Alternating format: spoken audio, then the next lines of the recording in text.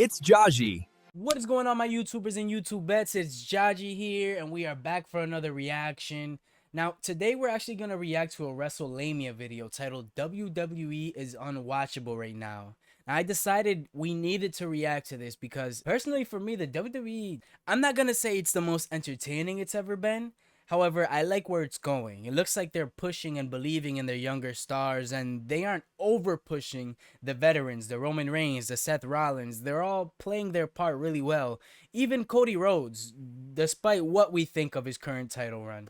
So let's get into this. I'm curious to see what Wrestlelamia and some other folks think about WWE's current product. I know that there are a lot of people sharing the same sentiment that the WWE is unwatchable right now. They aren't producing any storylines that are going viral, nothing to hold your attention. I mean, I think the most interesting thing going on right now, I would say, is the Jacob Fatu and Roman Reigns storyline, and even that is a mini rerun of the Bloodline like saga. You know, a lot of people are saying they don't want to see this again, whether it's Jacob and Solo, whether it's Roman and Jay, whether it's Roman and Solo, so on and so forth. They're just, a lot of people are done with the Bloodline storyline. So with that being said, without further ado, let's get right into the video. Setting the stage, WrestleMania 42 received mixed reviews from fans. Whilst elements of the show were praised, specifically the match between CM Punk and Roman Reigns, the commercialization of pro wrestling greatly overshadowed these successes, and WWE were being heavily called out for the way they approached the implementation of sponsorships and commercials throughout the whole broadcast. This became so. You know what? I have to agree there. WrestleMania 42, funny enough, night 1 hit better than night 2. I mean, night 1 had the ladder match and it had the CM Punk versus the Roman Reigns match. What did night 2 have? The Gunther and Seth Rollins match. WrestleMania 42 for the most part fell flat, and it did, or it was, missing a lot of what we had gotten used to over the last couple of years. That grandiose ending to a storyline. I know a lot of it probably has to do with TKO. I know at some point within WrestleMania season, TKO had completed the transition of full ownership with the WWE. So at that point, TKO had taken 100% control of creative. So maybe that had a role to play in this year's WrestleMania results. However, actually getting into TKO, I feel like it's becoming popular now to hate on the WWE because they are owned by TKO. TKO has almost become like the punching bag of the wrestling community. Now, I'm not saying everything they've done is perfect. That is completely false. However, the product they're putting out each and every week, it's not giving me 2015 vibes. It's not giving me 2012 energy, or it's not giving me new generation 1995. It's pretty decent. We're just angry that TKO seems to be pricing out the genuine wrestling fans, the genuine people who are truly there for the wrestlers because they love the product. They're not there because it's a status symbol, for whatever that's worth nowadays, because the WWE has cooled off. But again, to go to their point, WrestleMania 42 did fall kind of flat, and I think that transition of power, the completion of the transition of power, definitely had a lot to do with it. Such a contested issue within the pro wrestling space that even O'Shea Jackson confirmed that he informed Triple H and Stephanie McMahon that it was a major issue, and based on the game's response, it appeared that he is fully aware of the complaints fans have. That's the thing, the possible issue with the wrestling product today. What are you doing paying attention to O'Shea Jackson? What type of experience or wrestling knowledge does he have outside of being a fan? Now, I'm not saying that that's not valuable, because I'm a fan myself. I've watched hours upon hours of WWE content, and that's not live programming we're talking about. But there has to be some type of barrier to that. There's a certain knowledge that an insider knows that an outsider simply wouldn't be privy to. Again, I'm not saying our opinions don't matter. They most certainly do. We're the ones who they put the product out for. However, there's a line. And O'Shea Jackson asking him for advice, or even taking his advice into account. Night 2, granted the main event was a certified classic, but we're once again at a point where Roman Reigns is world champion. This isn't anything new or bold. Reigns had a All right, so I made a mistake. Roman and CM Punk, I don't know how I could forget this, was on night 2. However, I don't take back what I said in that night 1 was definitely better than night 2. The hype for night 2 was bigger than night 1, and the main event was a lot better. However, when you take the overall card, night 1 still had the ladder match and the Trick Williams and Sami Zayn match, which I think was pretty good. Mostly in part because we wanted to see Trick Williams coronated as US champ. Also because the matches the first in night 1 had a lot more depth. Well, what is the landscape of 2026?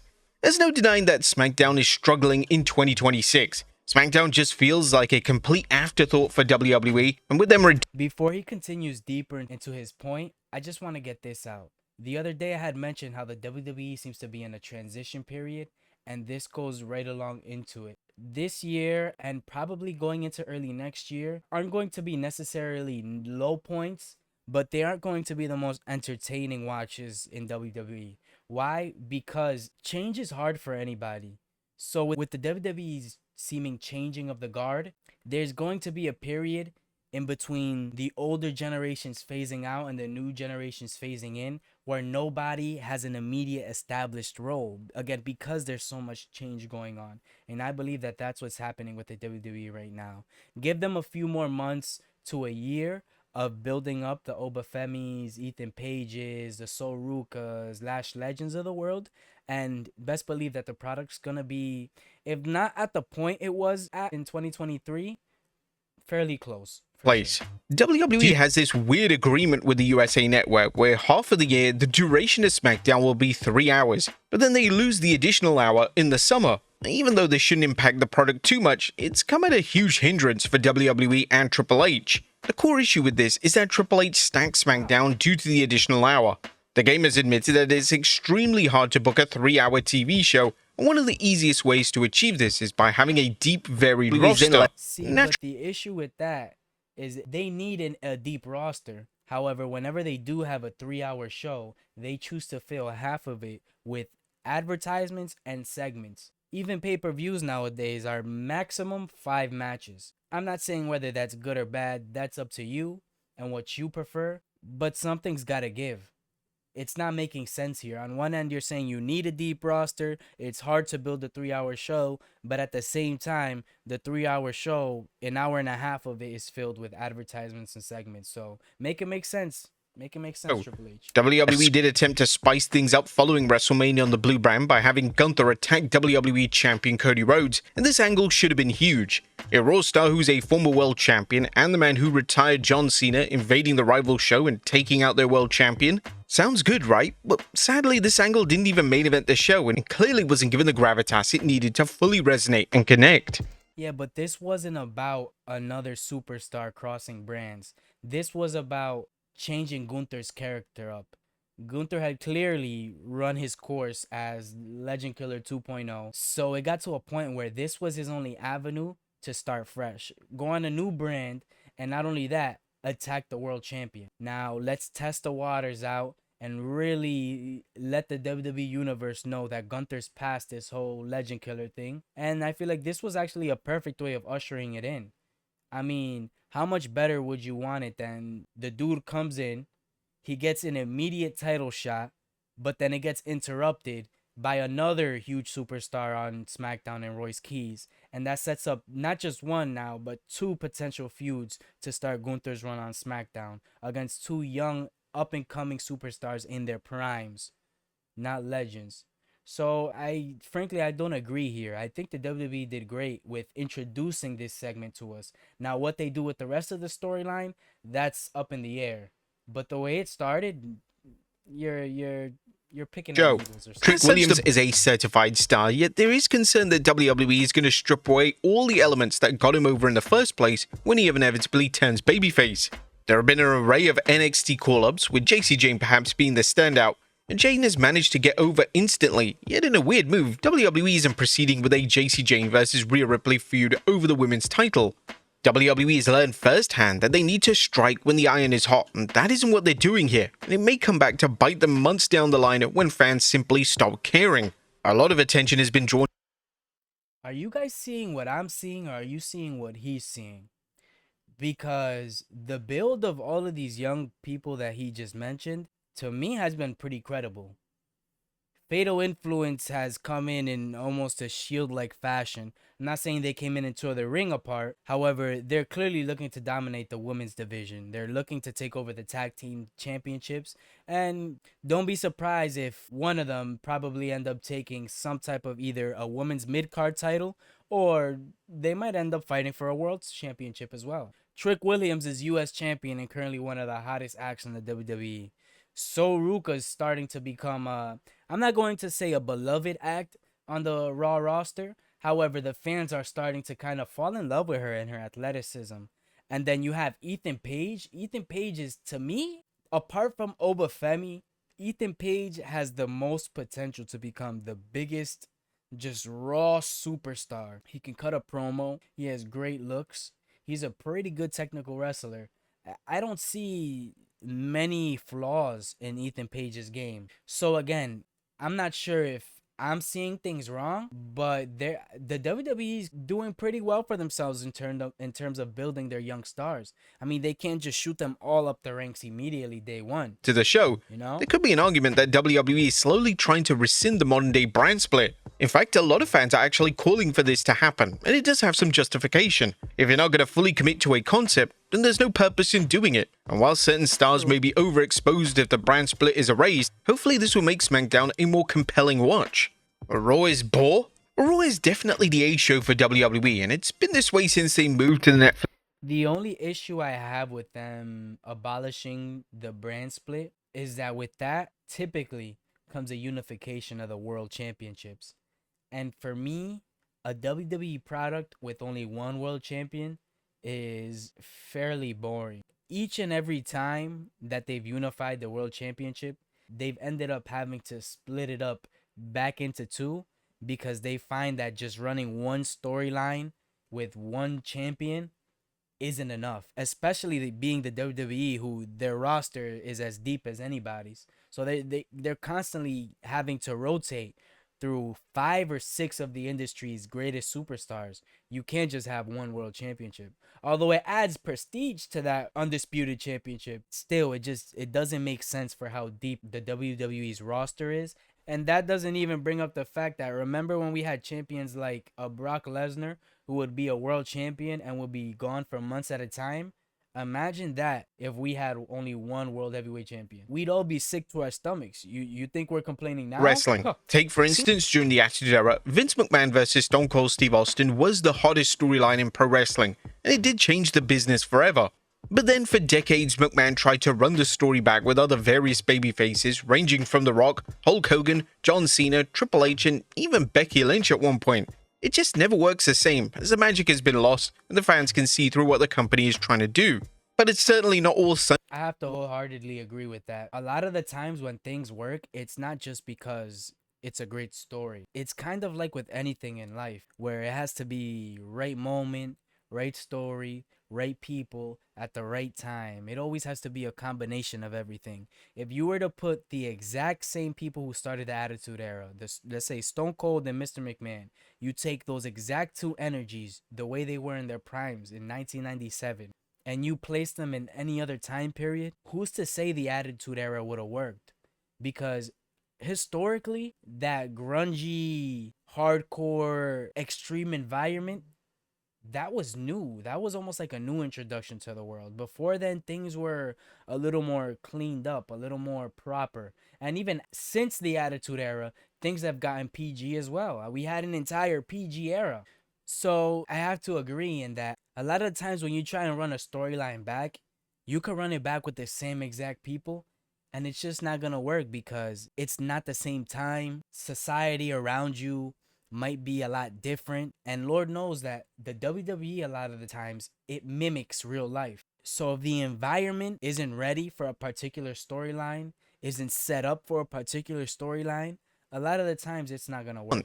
There's no denying that WWE is taking the completely wrong approach when it comes to the month of May of 2026. They booked 3 events for the month, those being Backlash, Saturday Night's Main Event, and Clash in Italy.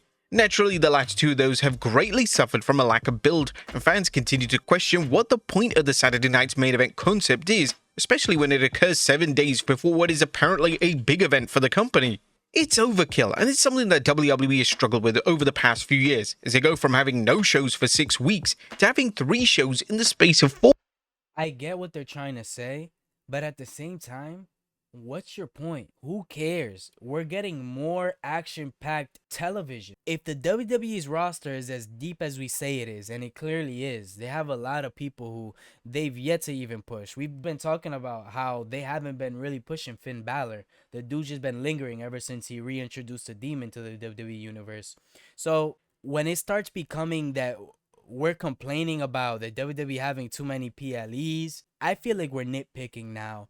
Saturday night's main event is going to be a great event.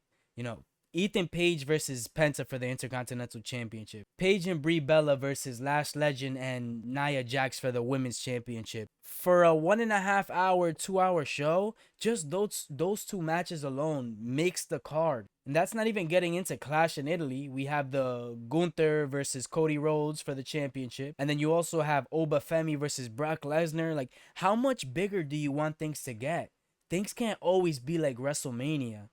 And then whether they put on 3 PLEs in a month or not, what does it have to do with us? The product isn't lacking if each event is having action-packed matches. Are the storylines done properly? No. But are they giving us big stars each and every event? Yes. A lot of the WWE universe, or I feel like a lot of these media pages, have been complaining just to complain. Again, it's become almost popular to hate on the WWE. Not because of the WWE, but because of their owners now. TKO, them taking ownership, and us just thinking that they're almost a big bad wolf. And I'm not sticking up for them, but at the same time, we do have to acknowledge that the product isn't as bad as we're making it out to be. So that was the end of WWE is Unwatchable right now by Wrestlelamia. I think he's made a few decent points. Like, I agree, the TKO has gotten involved at certain points where they shouldn't. They've gotten involved with certain cards too close to an event. However, everything else, I don't think that you're paying attention enough. You have the young superstars and their storylines. The WWE is putting on 3 PLEs a month for us. It's nothing to complain about, especially when each and every event is deep and filled with great action. The same way we like to analyze the product, we have to analyze each and every era we're in. And we have to acknowledge that right now, a lot of pieces are moving around. Almost too many pieces. So give them 6 months to a year to adjust to a TKO taking full control, the new heads of the table taking lead, and the older stars kind of transitioning to even more of a part-time role. And things are going to be A-okay. Right now, the WWE/TKO struggles are blown way out of proportion, and we're giving them a lot more flack than we should be giving them. So with that being said, thank you so much for watching, guys. Make sure you like, you subscribe, you share with a friend, you tell that friend to share with a friend, and you hit that notification bell and switch it up to all so you can get notified each and every day when we drop our daily upload. Yes, we drop daily, and it's not just wrestling content. We have baseball content, music commentary, body cam footage. We do a little bit of everything. Jahji's here to keep you entertained whenever you're bored, whenever you need something to watch, whenever you're eating. I'll always be here with some new content. So again, thank you so much for your time, guys. I'm Jahji. Until next time, I'm out. Thanks for watching. Let me know what you'd like to watch next.